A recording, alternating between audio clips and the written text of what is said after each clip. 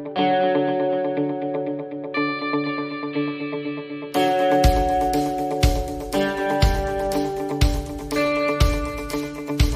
like to give you guys a lot of things to work on, also when it's really cold. A lot of times the horses get a little frisky, and of course we don't have that problem down here in sunny Florida, but I've certainly, being from Wisconsin, I have certainly ridden in the deep cold of winter time. And so why I like this exercise for that is because not only is it a wonderful torso-suppling exercise, it's wonderful to make the horse aware of your outside aids so that we don't surprise them when we want to go into that canter. Of course, I'm a huge fan of canter, canter, canter. I love cantering.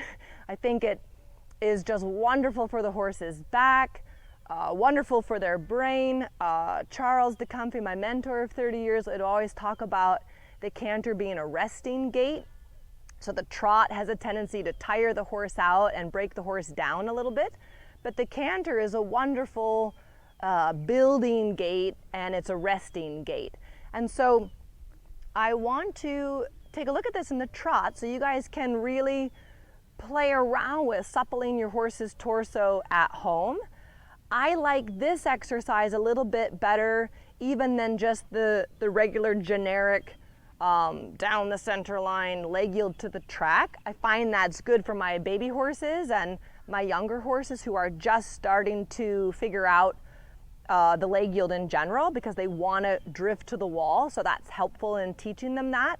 But as soon as they start to understand a concept of the leg yield, I like to do, like most things, I like to do it on a bent line because that's so much, it's so much more suppling, and you get a lot more benefit than just the regular leg yield that's in the dressage test. And so again, like everything, it's so important to find your circle points. And so I want to always make sure I have 3 steps here at E. 1, 2, 3. I look up, I find my next circle point, and I did not bring my little discs out here, so I'm just going to have to really be disciplined and find my line without my visual help. But again, with everything, it's so important to really establish, your line. And so I'm just going to get Gideon up into a little trot here. And what's great about this is it's not super hard on their body, and it really helps the rider ride both sides of the horse.